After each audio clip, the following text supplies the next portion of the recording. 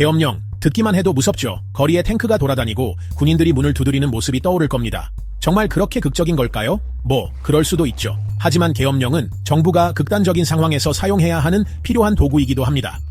이렇게 생각해보세요. 집에 불이 났다고 상상해보세요. 배관공에게 불을 끄라고 하지는 않겠죠? 소방서에 전화할 겁니다. 소방관들은 그런 종류의 비상 상황을 처리하도록 훈련받고 장비를 갖춘 사람들이죠.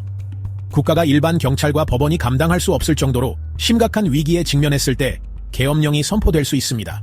비상 버튼을 누르는 것과 같습니다. 군대의 질서를 유지하고 사람들의 안전을 지키기 위한 임시 권한을 부여하는 겁니다.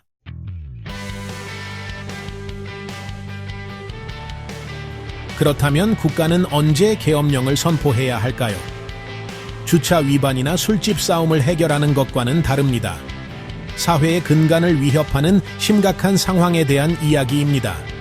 대지진으로 도시 전체가 무너지고 혼돈과 절망만 남은 상황을 상상해 보세요. 아니면 외국의 침략으로 나라가 전쟁에 휘말리는 상황을 생각해 보세요.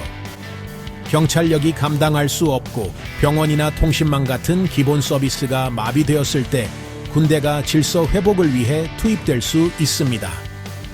이렇게 생각해 보세요.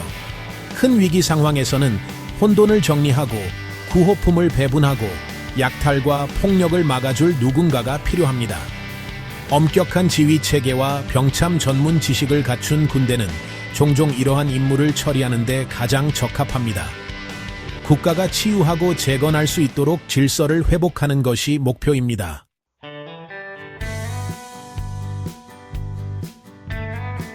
계엄령 해서는 일상생활이 극적으로 바뀝니다. 거리에는 군인들이 순찰하고 통행금 지령이 내려질 수 있습니다. 언론과 집회의 자유처럼 우리가 당연하게 여기는 시민의 자유가 일시적으로 제한될 수 있습니다. 법원이 일시적으로 중단되고 군대는 체포하고 심지어 재판할 권한을 부여받을 수 있습니다. 목표는 군사 독재를 만드는 것이 아니라 위험한 상황을 안정시키는 것입니다.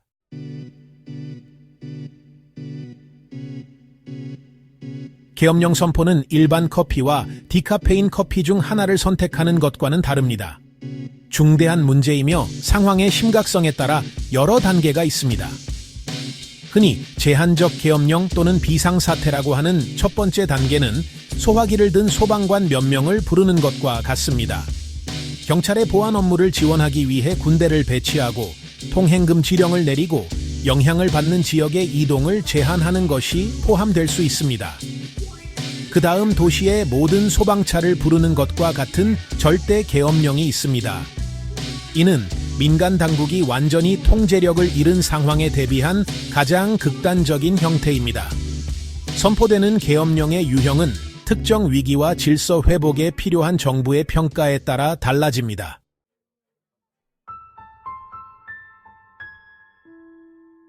계엄령 해서는 일반적인 법률 시스템이 뒷전으로 밀려납니다. 군법에 따라 운영되는 군사법원이 민간법원을 대신할 수 있습니다. 즉, 민간인은 군사재판소에서 재판을 받고 선고를 받을 수 있으며 종종 민간법원에서 받을 수 있는 것과 동일한 법적 보호를 받지 못합니다. 중대한 위기 상황에서는 민간법원이 제대로 기능하지 않거나 파괴되어 법을 유지하는 것이 불가능할 수 있습니다. 군사법원은 이상적이지는 않지만 정상적인 시스템이 무너졌을 때 어느 정도의 질서와 정의를 제공할 수 있습니다. 이것이 바로 계엄령이 항상 민간 당국이 안전하게 통제권을 되찾을 수 있는 즉시 해제되어야 하는 임시 조치인 이유입니다.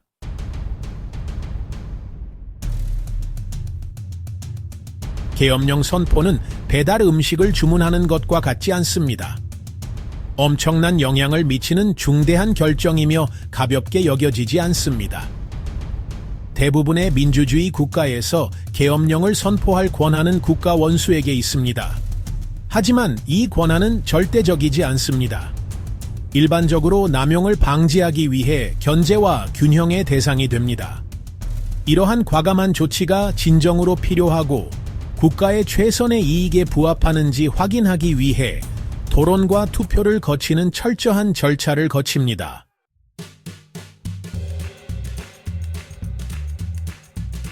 가장 극단적인 형태의 계엄령이라도 영구적인 제도로 의도된 것은 아닙니다. 부러진 뼈에 깁스를 하는 것처럼 위태로운 상황을 안정시키고 치유할 수 있도록 고안된 임시 조치입니다. 깁스를 영원히 착용하지 않는 것처럼 계엄령은 위기가 진정되고 민간 당국이 안전하게 통제권을 되찾을 수 있는 즉시 해제되어야 합니다. 정상으로 돌아가는 이러한 전환은 계엄령의 초기 선포만큼이나 중요합니다. 국가원수는 종종 입법부와 협의하여 상황을 평가하고 제한을 해제해도 안전한 시기를 결정합니다. 목표는 가능한 한 신속하고 원활하게 정상 상태로 돌아가 전환이 원활하게 이루어지고 시민의 권리와 자유가 완전히 회복되도록 하는 것입니다.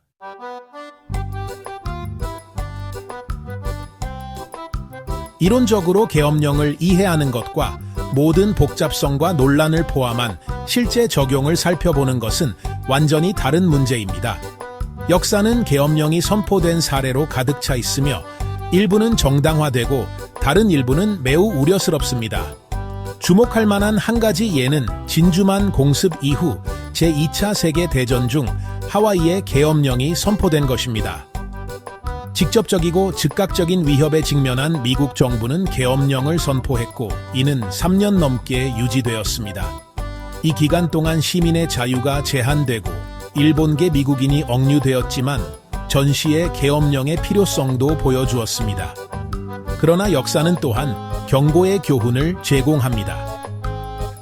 중국에서 민주화 시위대에 대한 정부의 잔혹한 진압이 계엄령 아래에서 이루어진 1989년 천안문 사태는 권력 남용의 가능성을 뚜렷하게 상기시켜줍니다.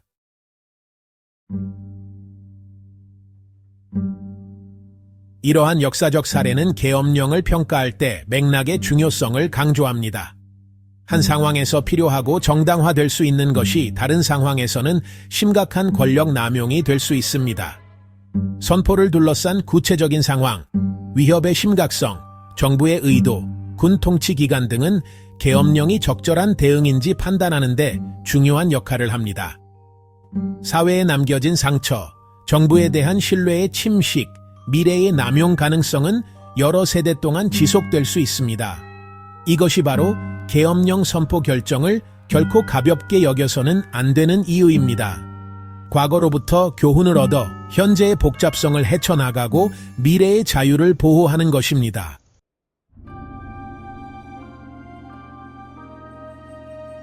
양날의 검과 같은 계엄령이라는 개념은 역설을 제시합니다. 한편으로는 가장 어두운 시기에 필요하긴 혼돈 속에서 질서를 회복하기 위한 도구, 무딘 도구이긴 하지만를 나타냅니다. 반면에 보호하려는 바로 그 자유에 대한 잠재적 위협, 즉 권위주의로 가는 미끄러운 길을 구현합니다. 옹호자들은 극단적인 위기 상황에서 계엄령만이 완전한 붕괴를 막을 수 있는 유일한 방법이라고 주장합니다. 그러나 비판론자들은 계엄령을 매우 의심스럽게 보고 위험한 선례, 즉 반대 의견을 억압하고 야당을 침묵시키고 권력을 공고히 하는데 쉽게 악용될 수 있는 도구로 간주합니다. 그들은 시민의 자유를 일시적으로 중단하더라도 언론의 자유, 집회, 정치 참여에 냉각 효과를 줄 수 있다고 주장합니다. 그들은 남용 가능성이 너무 크기 때문에 불완전하더라도 항상 대안을 먼저 모색해야 한다고 강조합니다.